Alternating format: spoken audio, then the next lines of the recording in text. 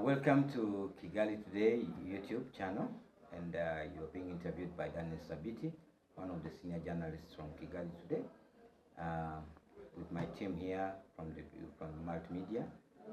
We are welcoming one of our special guests. It's supposed to be afternoon, but it's already evening, and the sun has kind of like subsidized a little bit, subdued. It's not very hot, but I think our guest, who will introduce himself, will tell us about how he feels in Kigali. For me, I feel very hot, and it looks like we are in the United Arab Emirates. It's gonna rain. Yeah, maybe it will rain, and that will be a surprise Absolutely. for Kigali. I will let our guest here to introduce himself and tell us more about that.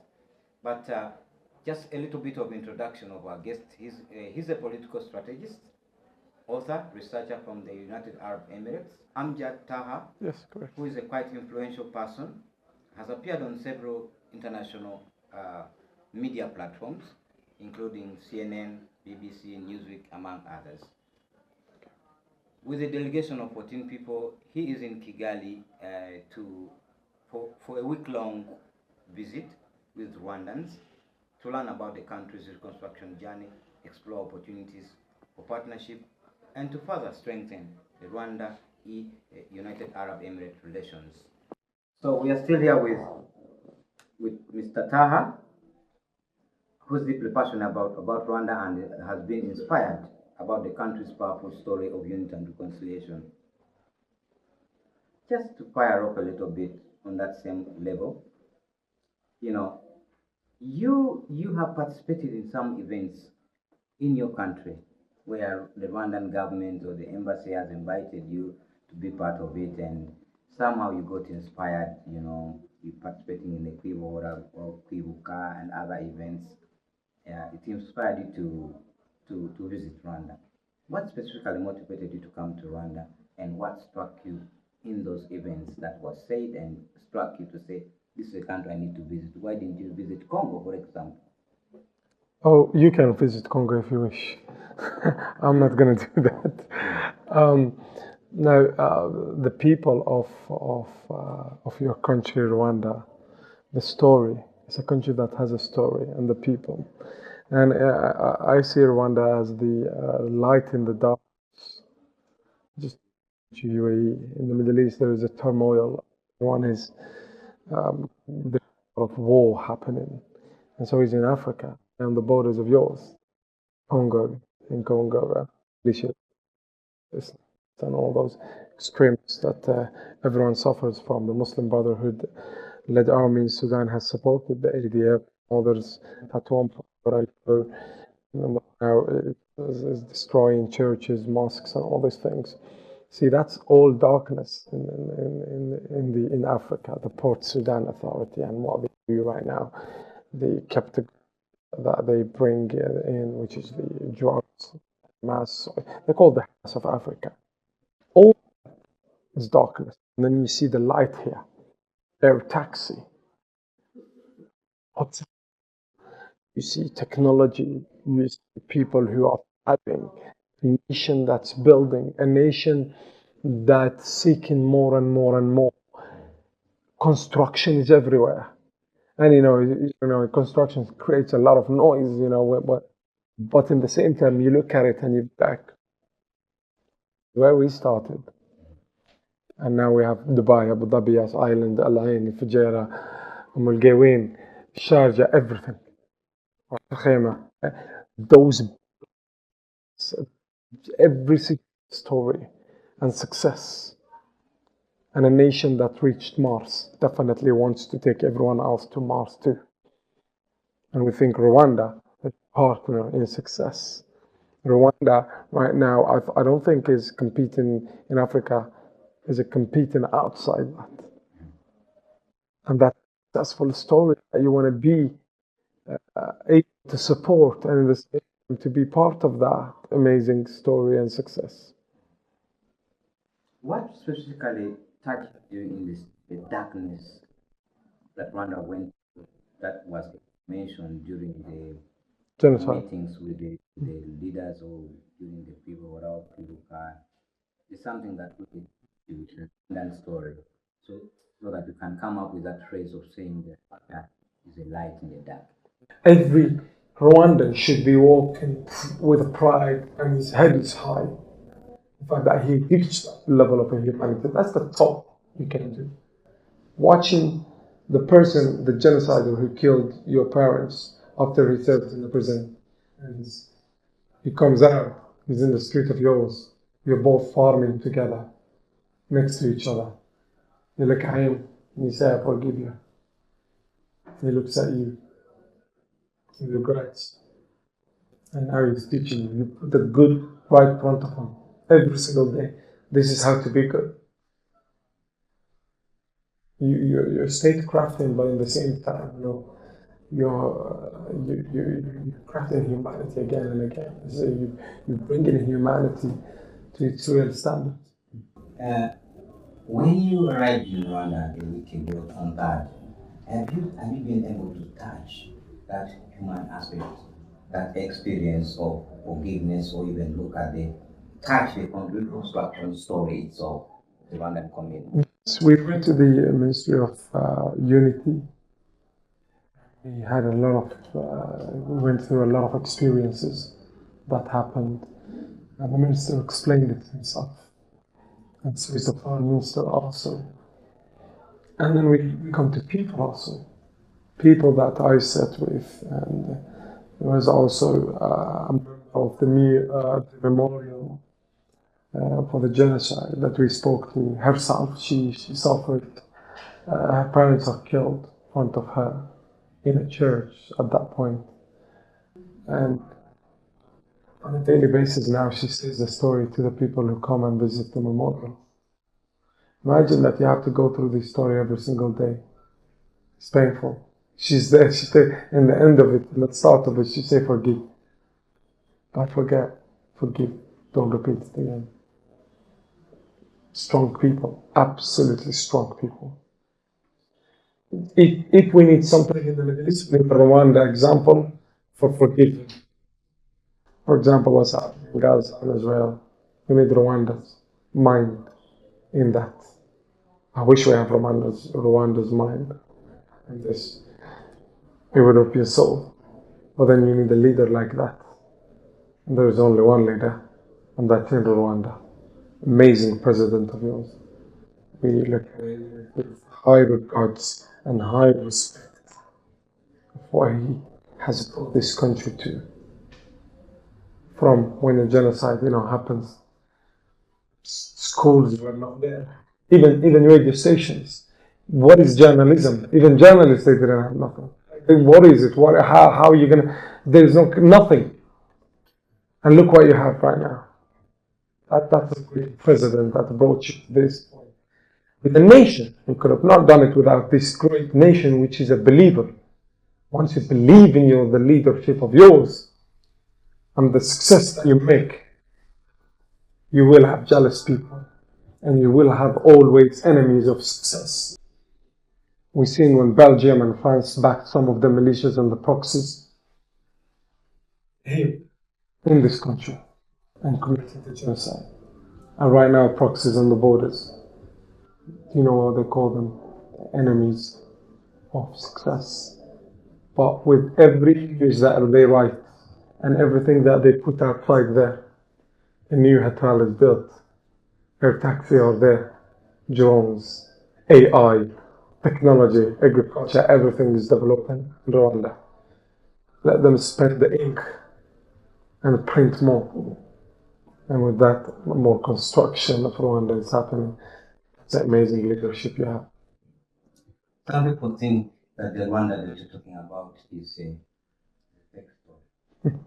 Then visit Rwanda. They actually think it's a made-up story. And looking at your journey as a peace builder or a peacemaker, yes. Somebody who's looking at driving peace, what do you think would be your message? Considering even the geopolitics, because I really like the fact that you already touched that point of the question. Looking at the geopolitics, what do you think would be your message for people about Rwanda, and considering the fact that they think the Rwandan story is a fake one? Visit Rwanda. Feel it. Do not just build your perception and your perspective and opinion based on what you hear on the media. Media can be deceptive sometimes. Genocide happened here. Radio station happened. Media did happen. So not everything the media says is right and correct, number one. Number two, you want to know Rwanda? Come and visit Rwanda. That's it. And we'll help you. We'll put you out if you want to visit Rwanda. Because it's the heaven of Africa. I've been in Africa and everywhere. I don't think there is any place as clean as Rwanda, as safe as Rwanda, as amazing as Rwanda. And your people, I don't know what they made of, but it's something very different. Love Rwandan people and the respect they have. They are patient. We have some of our colleagues who are very patient with us. We are very patient with them. And they everything. So for example, in the protocol, things happens. Going to see this is late and that. He's patient. He smiles and he says, "Let's do it again." That's a builder. That's a person you respect. You make sure he's your friend, because that's the one you need and want in the dark days. And hopefully there is no dark days in your country or my country ever. You're the Dubai of Africa, Kigali, that's how I see it. Looking at your experience in Rwanda and your inspirations from the people, just maybe to answer a little bit of your question, what are they made of? Rwandans are very patient people. Very. And also very law-abiding people. Absolutely. And also they respect authority. And also they have very high set of values. A very high set of values. I second that. Even everywhere you go on the district in the sector, you can see the set of values written on walls or so. Absolutely. Looking at your lessons that you've learned from Rwanda, as a potential ambassador, what are you going to do to improve that relation between Rwanda and other countries, considering the Global South Cooperation? Potential ambassador, I like that, of peace and prosperity, of coexistence. Our relation is very great with the country, over 1 billion bilateral trade that exists. We also in UAE they spent they 50 million on there is a 50 million project on the trade project that's in Rwanda that we supported fully, and there is the code share between Emirates Airline and also Rwandan Airline right now, and there is many and more business and and agreements that are happening. I think there is over 16 agreements that have been made with a country of yours, be it in various level agriculture, technology, AI, real estates, and others. We have been out developing some of the hospitals here as well. So there is a lot, and in the same time, there is the intellectuals of yours, the researchers of yours. I think have a home in my country. There is a lot to do. There is a lot we can do, and I think there's a lot of projects ahead of us in Rwanda. Rwanda is building every single day. There's so many projects, so many ideas. You just can't stop. Since you've made some of the I was doing my notes and I said you almost met every important person in the country. And you've actually visited every important organization or organ that makes that Rwanda you're talking about to be what it is. Everyone in Rwanda, every single person in Rwanda is important. Yes. Every single home is important. It's important to hear the people. And this is people to people. We went and played football with Rwandan, a lot of Rwandan people. From Tony Academy, played football with them. It's nice actually. We not good as them at all whatsoever. And those children, as they are in the academy, I can see them in I can see them in Arsenal, I can see them in Manchester City probably and more, and other countries, because they are amazingly talented. And maybe in your national football team, which won the game a few days ago, where he was playing against was it Nigeria when they won the game, or Kenya? They won they won the game in this, and played with passion. So maybe they're going to be members of those two. What are some of the partnerships that we're looking at from those organizations that after they boosted and you were able to season out like concrete ideas as a group of young, open-minded peace ambassadors? What some of the partnerships that? So many that it's unbelievably. That's in every meeting with the normal people, with officials, with non-officials, with NGOs, all that. There's so many projects that supports peace. Your country supports peace everywhere, and the efforts of your president has been so clear to us. Your president, when there is a talk about peace, he's the first one that supports it. First country to support peace everywhere. Rwanda does that. So, and that's in terms of the peace. In terms of the real estate, there's many ideas that can be brought to reality. There, in terms of the a lot of in terms of the medical, in terms of the AI, in terms of the technology, in terms of media partnership and all that stuff. Summits that shall be the Rwandans should be participating in and be at.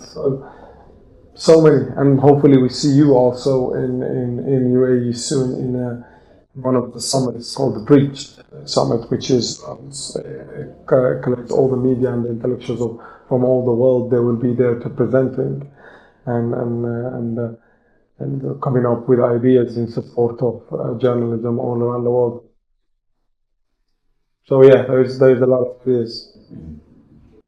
When we talk about regional politics, we talk about involvement with other countries, and some people have not been open about to talk to back Rwanda. You as young men coming from the United Arab Emirates, what do you think? What do you think is what should be done to resolve the conflict between Rwanda and the DRC? There is over 200 militias all the way in Congo. That harms Congo itself, and it harms the international community. And I think those militias should be solved, because they can't. You cannot run a state with the militias. And the fact that, and it's very wrong, absolutely wrong. I mean, that way, in that manner. Myself, I stand firmly and strongly with your country, and also you had the ADF. Also, he was on the borders of Congo. Islamist extremist ISIS coming. How can ISIS be on your borders on Congo as ADF? And he was supported by the Muslim Brotherhood-led army in Sudan all the way there. And then the Muslim Brotherhood-led army even trained some of those terrorists. It's very dangerous. From Congo, you're having all these 200 right now, militias all the way on the borders. That's DRC at that point, at that stage, at this point right now, is dangerous. It's a very dangerous place. Port Sudan right now is importing jihadists, importing drug dealers, importing all those criminals, and importing Iranian drones into Africa. Iranian drones into Africa. So now you're going to have the Hamas of Africa. And we've seen what happened on the 7th of October. What is the next 7th of October? It's going to come from the Congo border or the Port Sudan? That's the question. It's dangerous. It's very dangerous. And people don't care, by the way. International community doesn't care. How many newspapers and how many protesters and how many even people here spoke about Mozambique. 60,000 people were killed. How many protests did you see? How many posts about it did you see? In the United States of America, in UK, in everywhere around the world. So it's not about the humanity. If it's about humanity, there is 80,000 people in Sudan. The Muslim Brotherhood army has ethnically cleansed all those. Cleansed Africa. It was the army pretends to be the Arabs, and they have literally ethnically cleansed African, and they are still doing it. Black African are dangerous right now in Sudan. Sudan was divided, South Sudan, the Christian. The same army was killing the Christians, genocide the Christians. Christians have their own country, South Sudan. Now they're back to the other tribes, and they are destroying them. This is dangerous. In Congo, 200 militias are there, and they're attacking all those minorities and so on. Minorities are in danger. International community needs to get involved, and you cannot make, okay, you can make ceasefire, but you cannot make peace with someone says, I want to kill you. Send them to the prison, the hospital. That's where they should be, not in the street.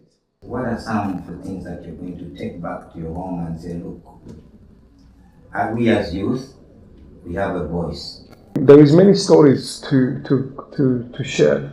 There is a lot of optimistic stories also to share with our people all the way in UAE. There is everyone loves your country. I love how optimistic and how you build.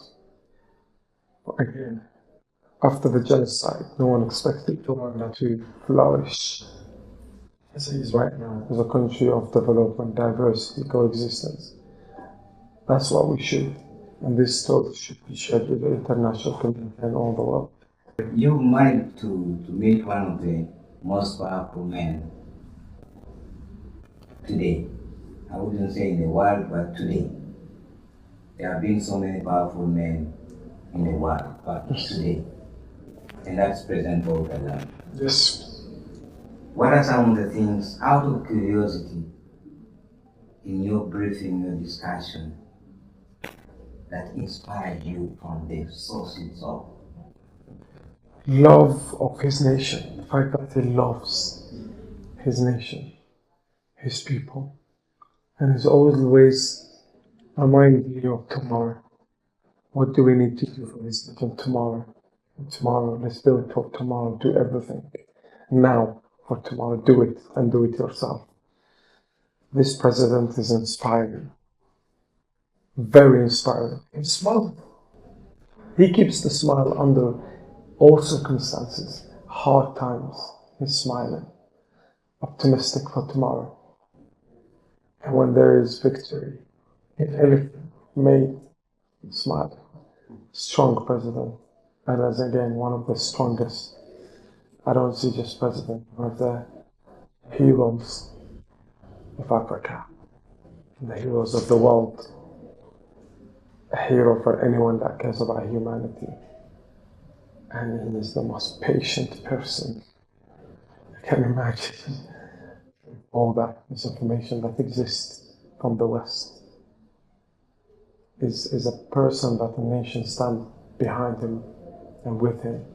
Is a person that you'd be proud to hug. I did that. I was proud of it. It's amazing, and it's quite inspiring. Patience drives the Rwandan society, the Rwandan community. Resilience and commitment to the cause is what makes Rwanda what it is. What are some of your last words in terms of like message to the people back home or to Rwandans? A message for both sides as a last word. It's never going to be a last word.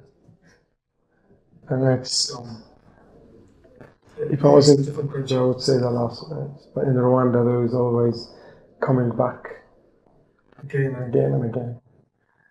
And to the Rwandan people, be proud of what you make and what you made and what you will have. You're inspiring. There is hard time, you still building. There is really hard time can come and happens, but you are building for the future generation. What you made in these few years, it's a miracle. You are the miracle of Africa. Rwanda is the miracle of Africa. And what we will have and do is a lot of partnership, a lot of work together. And I want to see you. Let's see you in the or whichever you choose, and to have more people of you in every platform. Policies of peace, policies of knowledge. Your education is developed. Your universities are very diverse, and you have one of the safest countries in Africa. I think the toughest country in Africa in terms of safety. Thank you.